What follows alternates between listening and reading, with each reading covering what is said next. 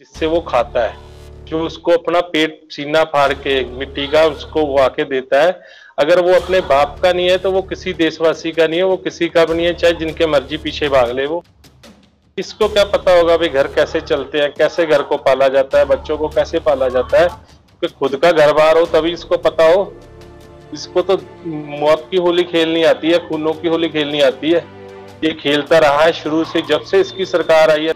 अब ये यूपी को जीतने के लिए अब फिर पाकिस्तान के साथ या चाइना के साथ ऐसा कोई मसला खड़ा करेगा और हमारे आर्मी के भाई शहीद कराएगा, क्योंकि इसके घर के नहीं है ना, वो तो हमारे घरों के हैं। इसको असल में इसके दिल में कोई लोग देश के प्रति कुछ नहीं था। अगर देश के प्रति कुछ होता तो फिर ये टैगोर नहीं बनता था। टैगोर के तो ये जुत्ती के जैसा नहीं, चप्पल के जैसा नहीं, और टैगोर बनने की बातें सोच रहे हैं। पोस्ट के लिए हम एक कैंपेन चलाएंगे और उसको हम सुप्रीम कोर्ट में चुनौती देंगे कि प्रधानमंत्री को कुर्सी से उतारा जाए। इसने जितना बेड़ा गर्क करके रख दिया हिंदुस्तान का, इससे पहले के कई प्रधानमंत्री तो तब हो जो इसके घर का कोई जाए तो। घर तो है ही नहीं है इसका, इसको घर का क्या पता होगा। इसको तो खूनी होली खेलनी है। नमस्कार, मैं हूं देव। इस समय आप देख रहे हैं लोकतंत्र टीवी। इस तरीके से पिछले 6 महीने से किसान मुद्दा बना हुआ है। किसान बिल्कुल जिस तरीके से लेकर सिंघू बॉर्डर हो, गाजीपुर बॉर्डर हो, टिकरी बॉर्डर हो, तमाम जगह से एक बड़ी शुरुआत हुई आंदोलन की। अब 26 तारीख को एक अनाउंसमेंट किया जा रहा है कि 26 तारीख को पूरे 6 महीने हो रहे हैं किसान आंदोलन को, लेकिन अब भी अगर सरकार नहीं सचेत होती है तो इस 26 तारीख को एक बड़ा अनाउंसमेंट है, दिल्ली की तरफ कुछ करने का है। कई लोग कह रहे हैं कि और भी कुछ उग्र प्रोटेस्ट किया जा सकता है, उग्र आंदोलन किया जा सकता है। ऐसी खबर गाजीपुर बॉर्डर से मिलती रहती। लेकिन फिलहाल इस समय हमारे साथ जुड़ चुके हैं श्रीमान महंत जफरी दास जी, फेरुमान अकाली दल के राष्ट्रीय अध्यक्ष हैं और पंजाब से जुड़ गए हैं। सिंघू बॉर्डर को जो नेता लीड कर रहे थे किसान में से एक महंत जफरी दास जी थे। क्या लग रहा है महंत जी, 26 तारीख को पूरे 6 महीने होने वाले हैं किसान आंदोलन को, क्या रणनीति है? 26 तारीख को जो एक अनाउंसमेंट दिया गया है कि दिल्ली कूच करेंगे और फिर आंदोलन की भी लगातार वहां से झलक दिख रही है, विचारों से लग रहा है। तो क्या 26 तारीख को क्या होगा किसान आंदोलन? सबसे पहले तो लोकतंत्र टीवी देख रहे सभी श्रोताओं को मेरी तरफ से वाहिगुरु जी का खालसा, वाहिगुरु जी की फतेह, भारत माता की जय। मैं आपको ये बताना चाहूंगा देव जी, जो ये 26 की बात करे जा रहे हैं, ये कुछ चंद लोग ऐसे हैं जो आंदोलन को कामयाब नहीं होना देना चाह रहे, जो ये कह रहे हैं दिल्ली कूच कर देंगे हम। ऐसी जो अफवाहें फैला रहे हैं ये नराधर झूठी अफवाहें हैं, क्योंकि हमने 25 तारीख को प्रधानमंत्री जी को एक चिट्ठी लिखने जा रहे हैं और उस चिट्ठी का हमने जवाब मांगा है भी हमसे वार्तालाप शुरू की जाए। और हमने 26 तारीख का तो ये प्रोग्राम रखा है कि 26 तारीख को सभी देशवासियों को अपील की गई है भी जो भी देशवासी हैं, चाहे वो घर पे हैं, चाहे वो कहीं अपना कारोबार में है, चाहे वो फैक्ट्री में है, चाहे वो कहीं भी हैं, वो अपने घर के बाहर अपनी गाड़ियों के ऊपर काली झंडियां लगाएं, विरोध प्रदर्शन को दिखाने के लिए सरकार को भी हम ये काले कानूनों के विरोध में है। हमने तो सिर्फ इतना लिखा है, अभी कोई ऐसा कोई प्रोग्राम नहीं बना जिससे हम दिल्ली कूच करने की बात कर रहे हैं। ये तो चंद लोग जो पहले भी इनकी कठपुतली बन के 26 जनवरी को जो खेल खेला गया था, उस खेल के अंदर किसानों का नाम बदनाम किया गया, उसी तरह से अब वो ही लोग हैं, जो चंद लोग हैं जो कभी कभी अभी मीडिया में आके कहते हैं जी हम 26 जनवरी से घर घर जाना शुरू करेंगे, गांव के अंदर जाना शुरू करेंगे, लोगों को इकट्ठा करना शुरू करेंगे। वो एक डर का माहौल बनाते जा रहे हैं। उनको ये उन्हीं के कारण पहले भी हमारा ये आंदोलन सिरे नहीं लग पाया, कामयाब नहीं हो पाया, और आज भी वही आदमी फिर सक्रिय होते जा रहे हैं। और उनके लिए ये मैं चंद बातें कहूंगा भी हाँ, वो ये गंदी राजनीति करना छोड़ दे, क्योंकि जो आदमी घर का नहीं होता ना, वो घाट का भी नहीं होता। वो अपने घर के नहीं बन पा रहे तो उनको वो घाट वाले भी नहीं रख पाएंगे जिनके पीछे लगे हुए हैं। जो कि अपने बाप का नहीं हुआ वो किसी का भी नहीं हो सकता। बाप उनका किसान है जिससे वो खाता है, जो उसको अपना पेट सीना फाड़ के मिट्टी का उसको वो आके देता है। अगर वो अपने बाप का नहीं है तो वो किसी देशवासी का नहीं है, वो किसी का भी नहीं है, चाहे जिनके मर्जी पीछे भाग ले वो। ऐसे लोगों को मैं अभी से चुनौती देता हूँ ये अपनी ये गंदी और शोनी राजनीति से बाज आ जाए, नहीं तो हम ईंट का जवाब पत्थर से देंगे जो बिना बातों की बातें फैलाते रहते हैं। यही बात आपके नेता कहते हैं, आप भी कहते हैं प्रधानमंत्री के लिए, तो इसमें कितनी सच्चाई है जसवीर जी? प्रधानमंत्री का तो वही बात है जी, प्रधानमंत्री का है कि ये हम कहें इनको, पहले तो कहते हैं जी एक फोन कॉल की दूरी है। अगर फोन कॉल की दूरी होती तो क्या हमें ये 6 महीने सड़कों पे बैठाते? क्या हमारे वहां भाई 300, 350, 400 के करीब हमारे भाई चले गए हैं, उनका दोषी कौन है? उनका दोषी तो यही है जो बैठा हुआ है। जब इसका खुद का घर नहीं है, खुद का बाहर नहीं है, इसको क्या पता होगा घर बार का? इसको क्या पता होगा भाई घर कैसे चलते हैं, कैसे घर को पाला जाता है, बच्चों को कैसे पाला जाता है? क्योंकि खुद का घर बार हो तभी इसको पता हो। इसको तो मौत की होली खेलनी आती है, खूनों की होली खेलनी आती है। ये खेलता रहा है शुरू से, जब से इसकी सरकार आई है तभी से खेलता जा रहा है। उसके चंद मैं आपको वाकया बताना भी चाहूंगा। सबसे पहले तो आप हमारे पठानकोट एयरबेस का लगा लीजिए। हमारे वहां भाई के ऊपर, हमारे आर्मी एयरफोर्स के भाइयों के ऊपर अटैक होता है, वहां हमारे भाई शहीद होते हैं। बाद में कहते हैं जी हमने उनको मार दिया, हमने बदला ले लिया वो आतंकवादियों का। क्या प्रूफ था वही आतंकवादी थे? उसके बाद हमारा उड़ी के अंदर आर्मी कैंप के ऊपर हमला होता है। आर्मी कैंप के अंदर हमारे भाई शहीद हो जाते हैं। शहीद होने के बाद ये कहते हैं जी मैं तो अब बदला लूंगा, मैं तो अब इसका ये करूंगा। क्या ये सर्जिकल स्ट्राइक करता है? सर्जिकल स्ट्राइक में ये क्या हमारे पास प्रूफ है भी ये वहां जाके उनके पाकिस्तान के अंदर घुस के जाके ये वहां के उनके आतंकवादी कैंप तबाह करके आया था? सिर्फ बातें ही है ना, हवा में छोड़नी। जो पहले ये छोड़ता आ रहा है शुरू से वही बातें छोड़ रहा है ना, कोई प्रूफ तो नहीं ना दिखा रहा, कोई आतंकवादी मरे हुए नहीं दिखा रहा, कोई वहां पे जो बम से उड़ाए गए हैं वहां के उनके जो ठिकाने थे वो नहीं दिखा रहा। वो भी फिर उसके बाद इलेक्शनों के टाइम पे आप देख लीजिए क्या हुआ। हमारे सीआरपीएफ वाले जवान, जो पुलवामा अटैक हुआ, पुलवामा अटैक में इसने क्या किया? सिर्फ अपनी गंदी राजनीति के लिए हमारे इसने वो 70 आदमी शहीद करवा दिए। और उसके बाद कहता है मैंने एयर स्ट्राइक करके उनके वहां पे ठिकानों के ऊपर ये कर दिया, वो कर दिया। क्या कर दिया? कोई प्रूफ तो दे, प्रूफ की बातें करे। फिर बाद में अब जब इलेक्शन निकल गई, इलेक्शन निकलने के बाद अब इसको पता चल गया भी अब हमारे ऊपर फिर खतरा खड़ा होगा, चाइना के साथ खड़ा हो गया। वहां पे हमारे भाई शहीद करवा दिए 20 से ऊपर। उन परिवारों का कौन जिम्मेदार है? कातिल कौन है? यही कातिल है उनका। अब फिर वही गंदी राजनीति खेलने की कोशिश कर रहा है। अब फिर ये चाइना के साथ वही गंदी राजनीति की तरह पे चल पड़ा है। उधर तो जम्मू कश्मीर में करवा रहा है, लेह लद्दाख में, इधर अरुणाचल प्रदेश में हमारे घर के अंदर घुस गया है चाइना। उसका जवाब तो ये दे नहीं सकता। जब हमारे फ्रंट लाइन पे जो हमारे भाई रक्षा कर रहे हैं पंजाब के और दूसरे अन्य प्रदेशों के, उनको जब शहीद करवाना है तो मिनट में राजनीति गंदी खेलेगा। ये मैं आपके चैनल के माध्यम से आज ही बताना चाहूंगा, इसकी आगे की राजनीति क्या है। अब फिर इसको दिख रहा है भी हाँ हमारा बुरा हाल होगा। जो अब पिछली इलेक्शन निकली थी, मैंने पहले आपको बोला था भी ये जितना मर्जी कर ले, ये पश्चिम बंगाल में कभी भी नहीं जीत के आएगा, कभी भी नहीं कामयाब होगा। मैंने बोला था भाइयों को भी वोट का बाईकाट करो, वो भाइयों ने सुना, इसी वजह से जीत नहीं पाए वहां पे। और अब इसको दिख रहा है यूपी, अब मेन टारगेट इसका यूपी है। अब ये यूपी को जीतने के लिए अब फिर पाकिस्तान के साथ या चाइना के साथ ऐसा कोई मसला खड़ा करेगा और हमारे आर्मी के भाई शहीद कराएगा, क्योंकि इसके घर के नहीं है ना, वो तो हमारे घरों के हैं। इसको पता तो तब हो जो इसके घर का कोई जाए, तो घर तो है ही नहीं है इसका, इसको घर का क्या पता होगा। इसको तो खूनी होली खेलनी आती है, खेलता जा रहा है। अब तो हमारे भाई जो हमारे प्राइम मिनिस्टर साहब को ये कहना चाहूंगा, हमारे जो आपने इतने शहीद करवा दिए ना, पहले तो आप उन्हीं के कातिल हो, उनका आपके ऊपर केस चलना चाहिए। हमारे जो भाई चले गए 400 से ऊपर हमारे किसान भाई, उनका केस भी आपके ऊपर चलना चाहिए। दूसरी बात ये है, दूसरी बात ये मैं आपको बताऊं, वैसे तो कहते हैं जी हमारी सरकार इतनी अच्छी है, दूसरी सरकारों से बड़ी अच्छी है, दूसरी सरकारों ने ये कर दिया, दूसरी सरकारों ने इंडिया को लूट के खा लिया, दूसरी सरकारों ने इतने घपले कर दिए। आपकी सरकार के अंदर सबसे बड़े घपले हो रहे हैं आपके वक्त। और दूसरी सरकारों ने अगर कुछ किया था ना, अगर कोई भी हिंदुस्तान में ट्रेजेडी होती थी, अगर रेल हादसा भी हो जाता था, चाहे कोई बॉम्बे के अंदर आतंकवादी अटैक हुआ था, आपको पता है, और हमारे गृह मिनिस्टर थे तब शिवराज पाटिल जी, शिवराज पाटिल जी ने इस्तीफा दिया था। होम मिनिस्ट्री से, होम मिनिस्टर के पद से इस्तीफा दिया था उन्होंने, अपनी नैतिकता तो मानते हुए कि मैं ये चीज को संभाल नहीं पाया, मैं इस चीज पे अपने ऊपर जिम्मेदारी लेके इस्तीफा देता हूँ। रेल मिनिस्टर होने के कारण कोई रेल की दुर्घटना हो जाती थी तो रेल मिनिस्टर भी इस्तीफा देते थे। तो ये इतना गंदा प्रधानमंत्री है, इतना अपना अपने मतलब खोरा प्रधानमंत्री है।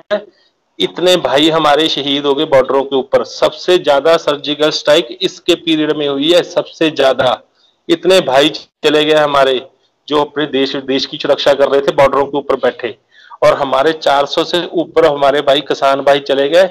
इसको इतना भी थोड़ी सी भी इसके अंदर जमीर नहीं है भाई, ये अपनी जिम्मेदारी समझता हुआ प्रधानमंत्री को पद को छोड़ के इस्तीफा दे दे। क्या ये अकेला ही बचा है बीजेपी में? बीजेपी में और कोई नेता नहीं है? बीजेपी में इससे अच्छे और इससे ज्यादा ज्ञानवान नेता बहुत है। इसको क्या पता है? 10 पास नहीं है ये बनता है बड़ा ज्ञानवान। इसको क्या पता है? इसको ये पूछो भी, इसको तेरे को क्या पता है? कोई देश के बारे में पता है? घर के बारे में पता है? घर तक जिससे अपना संभला नहीं वो देश को क्या संभालेगा?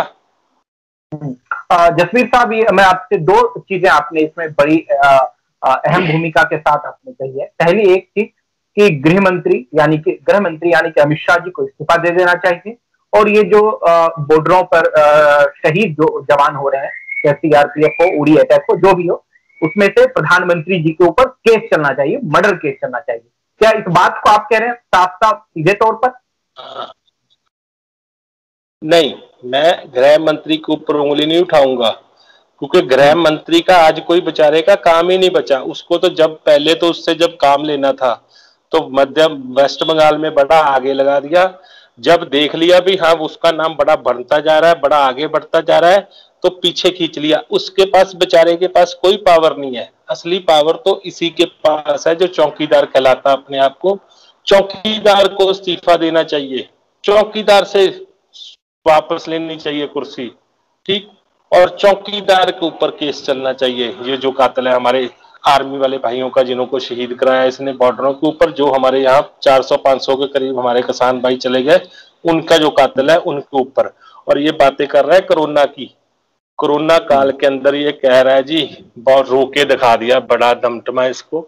जब इससे कुछ हो ना तो कभी थाली भिजवा दो, कभी दिए जलवा दो, तो कभी रोके ढमढमा कर लो। इसको रोने की तो बड़े तक, जब अपने घर को नहीं तू संभाल पाया, घर के लिए नहीं रो पाया, तो किस देशवासियों के लिए कैसे तू रो लेगा?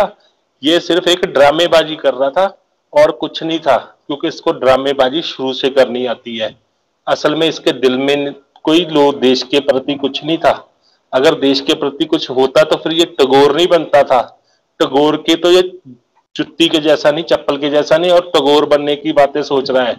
अब ये पंजाब की तरफ चला है और अब ये हिंदुस्तान यूपी की तरफ देखेगा भी मैं आजाद की तरह, हमारे जो याद थे क्रांतिकारी, उनकी तरह बन जाऊं या भगत सिंह की तरह बन जाऊं। उसकी उनके ये पैरों की जुत्ती की तरह के बराबर नहीं है ये उनकी बातें कर रहा है। अगर इसमें खुद में 56 इंच का सीना है ना, तो बॉर्डर के ऊपर जाने की तो बहुत बड़ी बात है। वहां पे तो ये जाएगा ही नहीं कभी। वहां पे तो हमारे जैसे देश भाई हैं जो पंजाब के और अन्य प्रदेशों के, वो ही सामना करते हैं। ये हमारे किसान भाइयों के आंदोलन में ही आके दिखा दे, अगर इसके अंदर 56 इंच का सीना है तो इस्तीफा देना चाहिए इसको। नहीं तो हम चुनौती दे रहे हैं, हम प्रधानमंत्री को चुनौती दे रहे हैं। बिल्कुल दे रहे हैं जी। नहीं तो हम रीपोल फॉर प्रधानमंत्री पोस्ट के लिए हम एक कंपेन चलाएंगे और उसको हम सुप्रीम कोर्ट में चुनौती देंगे कि प्रधानमंत्री को कुर्सी से उतारा जाए। इसने जितना बेड़ा गर्क करके रख दिया हिंदुस्तान का, इससे पहले के कई प्रधानमंत्रियों ने नहीं किया। ऐसे प्रधानमंत्री भी आए हैं हिंदुस्तान में जिन्होंने देश की खातिर अपनी जान तक दे दी। यही जो गांधी परिवार को कोस रहा है, यही गांधी परिवार है जिन्होंने की 2-2 पीढ़ियां देश के लिए अपनी कुर्बानियां देगी। श्रीमती इंदिरा गांधी जी और राजीव गांधी जी सीखे कुछ उस परिवार से ये, और उस परिवार को कोस रहा है। उस परिवार के जो तो कभी भी उस परिवार के नजदीक तक नहीं पहुंच सकता ये। उनकी सोच क्या सोचेगा, इतनी इसको पता ही नहीं है अभी उनकी सोच कहां तक है। हम राजनीतिक दल नहीं है, हम किसी राजनीतिक दल की तरह नहीं बोल रहे, हम सच बता रहे हैं, हम सच की बात करते हैं, ठीक। और हमारे जो इससे अच्छे तो ये कल आता है गुजरात में बड़ा मैं अपना कर दिया जी, गुजरात में ये कर दिया, गुजरात का मैं बहुत अच्छा मॉडल लेके आ गया। क्या गुजरात में हो रहा है अब? हमारे पहले सिख भाइयों को इसने भगाया मुख्यमंत्री रहते हुए, अब वहां से भगाया तो अब हिंदुस्तान के ऊपर सोच लिया इसने। इसको इतनी नहीं समझ आ रही भी जिनके पीछे तू लग रहा है वो कॉर्पोरेट घराने हैं। मैं किसी का नाम नहीं लूंगा, कॉर्पोरेट घराना कोई भी हो, सभी एक जैसे होते हैं। वो कॉर्पोरेट घराने हैं, वो तो पहले की सरकारों की नहीं हुई तो तेरे क्या होंगे वो। ममता बनर्जी ने आरोप लगाया है कि लाइव प्रेस कॉन्फ्रेंस में प्रधानमंत्री जी सिर्फ अपनी बात रखते हैं और अन्य प्रदेश के मुख्यमंत्रियों को बोलने की इजाजत नहीं देते हैं, उनकी सुनते नहीं है, सिर्फ प्रधानमंत्री बोलते हैं। इसको आप कैसे देख रहे हैं, खास करके इस महामारी में जहां दुनिया, भारत पूरी तरह से त्राहिमाम त्राहिमाम। ये उनका रोप बिल्कुल सही है जी। मैं तो उससे भी आगे बढ़ के बोलूंगा, ये तो उस टाइम की बातें करते हैं जब मुख्यमंत्रियों के साथ या किसी और नेताओं के साथ इसकी कॉन्फ्रेंस चलती है। जब से ये हिंदुस्तान का प्रधानमंत्री बना है तब से इसने एक प्रेस कॉन्फ्रेंस भी कोई बता दे जो प्रेस वालों के साथ ये रूबरू हुआ हो प्रधानमंत्री की नैतिकता के आधार पे, एक प्रेस कॉन्फ्रेंस भी इसने की हो। नहीं तो हमारे आगे प्रधानमंत्री आते थे, कोई विदेश यात्रा पे जाते थे तो जब वापस आते होते थे प्लेन के अंदर प्रेस कॉन्फ्रेंस करते थे, लाइव प्रेस कॉन्फ्रेंस, और प्रधानमंत्री से प्रेस रिपोर्टर क्वेश्चन पूछते थे। जब से ये प्रधानमंत्री बना है कोई एक प्रेस कॉन्फ्रेंस इसने की हुई, ये तो तानाशाह की तरह अपने तानाशाही कर रहा है कि जो मैं बोलूं बस वही सुनो, वही आपको मानना पड़ेगा। अगर कोई दूसरा बोल गया मेरे आगे तो उसका ऐसा हाल करूंगा जो जिंदगी में किसी ने नहीं देखा होगा। ये भूल जाए ये हिंदुस्तान है। हिंदुस्तान ने तो अंग्रेजों की और जो पहले मुसलमानों के शासनकाल होते थे वो नहीं सहे, तेरे क्या सहेंगे, तू तो फिर भी कोई नहीं है उनके सामने। अब भाजपा के लोक प्रवक्ता नेशनल स्पोक्स पर्सन लगातार ये कह रहे हैं कि प्रधानमंत्री जी को देश की बड़ी चिंता है, एक बड़ी आबादी जो है बहुत चिंतित है उसको लेकर प्रधानमंत्री जी, इसलिए जब व्यवस्था और व्यवस्था के रूप में परिवर्तित हो गई है खास करके इस महामारी में, इसलिए प्रधानमंत्री जी को ये दर्द देखा नहीं जा रहा, इसलिए वो रो पड़े, भावुक हो गए। कुछ लोग कह रहे हैं कि मगरमच्छ के आंसू हैं, आप कैसे देख रहे हैं जसवीर जी? ये घड़ियाली आंसू है जी, मगरमच्छ से भी ऊपर। घड़ियाल होता है ना, दरियाई घोड़ा, ये दरियाई घोड़े के आंसू हैं, मगरमच्छ से काफी ऊपर है। और ये जो बातें कर रहे हैं बीजेपी वाले चंद जो इसके टटपुंजिए हैं, इसके जो इसकी रोटी दी हुई खा रहे हैं, वो बात इसलिए कर रहे हैं, वो भी कहीं ना कहीं सही है। क्योंकि वो सही इसलिए है क्योंकि ये बीजेपी वालों के लिए है, बीजेपी वालों के लिए उनका लग रहा है कि हाँ वो अब बीजेपी का विकास कर रहे हैं, इसलिए वो कह रहे हैं देश का कोई विकास नहीं हो रहा, बीजेपी का विकास हो रहा है, बीजेपी के चंद लोगों का विकास हो रहा है। चंद ही लोग हैं, कोई बीजेपी में बहुत अच्छे लोग भी हैं, पर चंद लोग हैं जो पात्रा जैसे, संदीप पात्रा जैसे लोग हैं, वो ऐसे लोगों का विकास हो रहा है उन्हीं के लिए। और चंद जो कॉर्पोरेट घराने हैं जिन्होंने वैक्सीन बनाई थी, अब लोग बड़े सुलझवान हो गए हैं जो वैक्सीन लगा नहीं रहे, क्योंकि वैक्सीन लगाने से भी जान को खतरा है। और ऐसे भी खतरा, अगले कहते हैं हो सकता है वैक्सीन ना लगाने से हम फिर भी बच जाए, वैक्सीन लगाने के बाद तो कुछ पता ही नहीं है। जो लोग वैक्सीन नहीं लगा रहे, जिनके साथ इन्होंने कॉर्पोरेट घरानों को, जिनको इन्होंने टेंडर दिए थे, जब उनकी अब लोग सुन नहीं रहे, वो इसको जब पकड़ रहे हैं कॉलर से, इसलिए अब रोके दिखा रहा है ये कि हाँ मेरा अब क्या बनेगा, मैं क्या करूं, देश तो बड़ा सूझवान हो गया है, उसके लिए ये घड़ियाई आंसू रो रहा है ये। बहुत बहुत शुक्रिया महेंद्र जसवीर दास जी आपका, जिस तरीके से आपने बेबाकी से बात रखा और कहा कि जो लोग ये रूमर फैला रहे हैं कि पूरे देश में 25-26 मई। एक चीज और कहूंगा, जो ये मेलोपोटिव मीडिया की बात कर रहे हैं ना, मेलोपोटिव ट्वीट की बात होगी, ये एक ट्वीट नहीं है, इनके लिए तो मेलोपोटिव सभी हैं, इनके लिए तो मीडिया भी है। अब मीडिया में भी वही खबर चलती है जो इनकी होती है, सच से कहीं कोसों दूर, इनकी खुद की बनाई हुई। प्रिंट मीडिया में भी वही, और गोदी मीडिया तो शुरू से ही चला रहा है। मैं आपके चैनल के माध्यम से अब मीडिया वासियों को, खासकर गोदी मीडिया को कहना चाहूंगा, भाई समा आ गया है, बदल जाओ। नहीं तो मैं आपको एक चीज कहूंगा, आपके माध्यम से जो मेरे भाई पढ़ेंगे, मैं उनको कहूंगा भी उस चीज का जवाब देंगे जरूर। भगवान से भगवान ने अर्जुन को पूछा भी ऐसी क्या चीज है जे आदमी खुशी के वक्त वो पढ़ ले तो उसको रोना आए, अगर गमी के वक्त पढ़ ले तो उसे खुशी आए। ऐसी क्या चीज है? वही चीज मैं मीडिया को कहना चाहूंगा, आपका भी वही हाल होगा। अभी भी संभल जाओ, अभी भी संभल जाओ। हमारे पंजाबी में कहते हैं समा समा समरथ, वो ही अर्जन के वान ते वो ही हथ। मत इतना वो अपना इसके पीछे लगो भी कल को आपको भी ना कोई दुनिया वाले पूछे।